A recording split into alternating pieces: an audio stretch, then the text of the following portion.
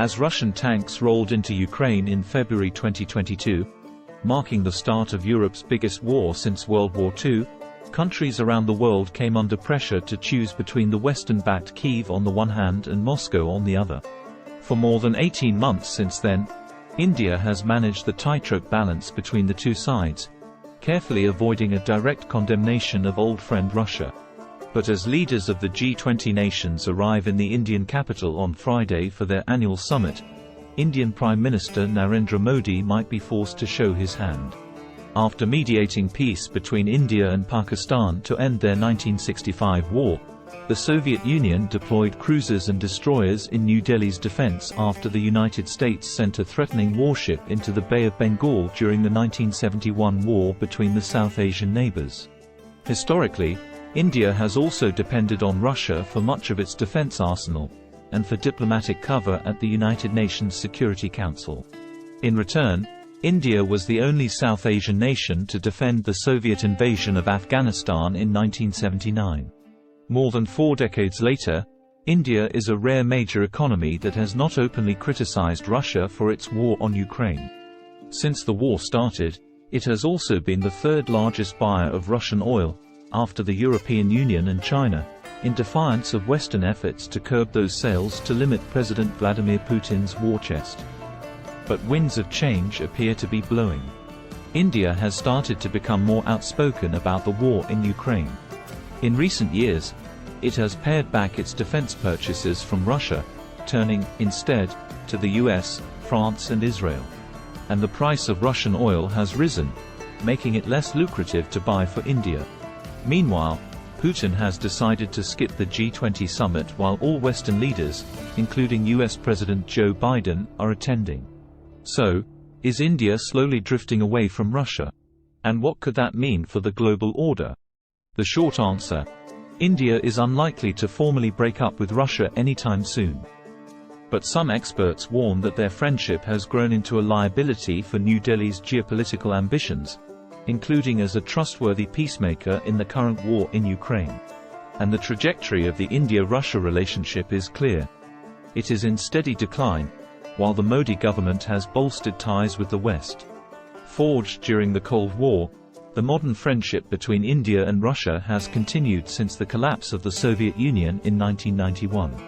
If Modi's government has refused to join Western sanctions against the Kremlin over the war in Ukraine, there is a history behind that decision. Russia opposed sanctions imposed by the US, Japan and a few other countries on India following New Delhi's 1998 nuclear tests. Nearly 70% of combat aircraft used by India's Air Force and Navy, 44% of the country's warships and submarines and more than 90% of the Army's armored vehicles are of Russian origin. The two worked together to create the BrahMos supersonic cruise missile, which they are now exporting to the Philippines. In 2012, India leased a nuclear submarine from Russia.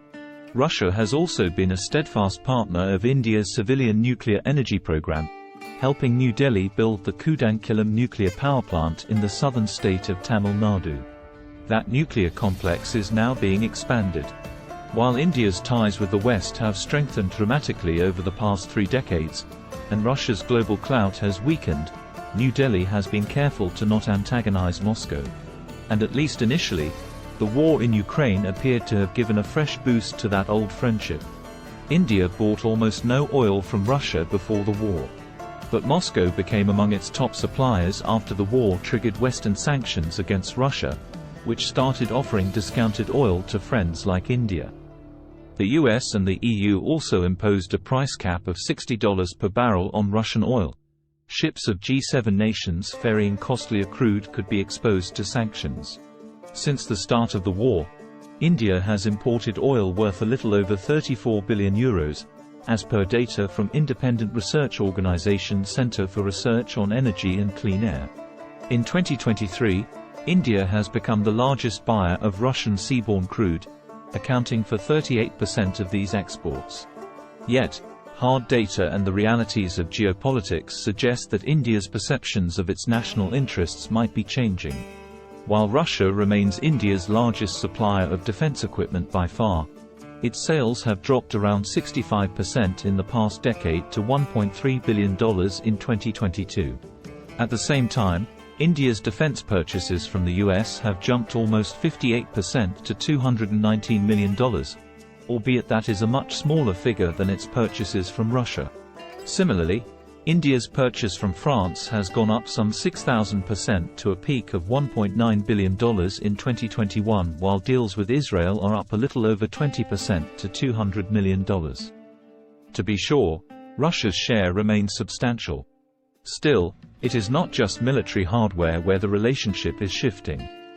After initially refusing to speak much on Russia's war in Ukraine, Modi in September told Putin that today's era is not an era of war, in public comments captured by cameras.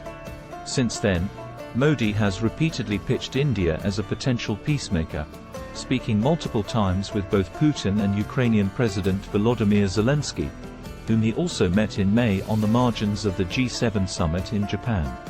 Others have tried to take up that role, including Turkey and Saudi Arabia. Oil is turning out to be a slippery glue, too. While refiners in India have been snapping up Russian crude since the war began, those purchases have started to peter off. In July, India's imports of Russian crude fell by 8% in volume terms due to a seasonal decline in demand in the monsoon season and annual maintenance at refiners, as per CRE data. That apart, discount on Russian oil is down by as much as 87% by some accounts to $4 per barrel from $25.30 per barrel on the back of higher prices of its flagship Urals blend and new customers. That has made it a less attractive option for New Delhi to continue buying from Moscow, especially as it had been forced to make some of the payments in dirhams and yuans, the latter, especially, being an unpalatable option for its given tensions with Beijing. In August, India's purchase was down 13% from the previous month, albeit still a hefty 63% higher than a year ago. US President Joe Biden shakes hands with Indian Prime Minister Narendra Modi in 2022. US President Joe Biden speaks with Indian Prime Minister Narendra Modi at the G20 Summit in Bali, Indonesia, in November 2022. The two leaders are expected to meet in New Delhi on September 8, 2023, on the margins of the G20 Summit in the Indian capital. File. Prasetya Utomo, G20 Media Center, handout via Reuters. As per Indian government data, around 14,000 Indians live in Russia, including 4,500 students. By contrast, 4.9 million people of Indian origin live in the US. Another 2.8 million live in the United Kingdom and the EU. Russia is India's past. Europe and the US are India's future. Similarly, bilateral trade between Moscow and New Delhi for the financial year ending March 2023 was $49 billion, a third of India's trade with the US at $129 billion, and that is after unprecedented oil imports from Russia. While India has historically been wary of how much it could trust the US, given Washington's old friendship with its arch-enemy, Islamabad, the fact is that Russia's ability to stand as a partner has reduced dramatically, Jacob said. One key reason for that is the rapid strengthening of Russia's relationship with China, which India views as a major strategic threat. Every weapon system that Russia sells to India, it now also sells, or can sell, to China. One example is the S-400 missile defense system, which Russia has sold to both China and India.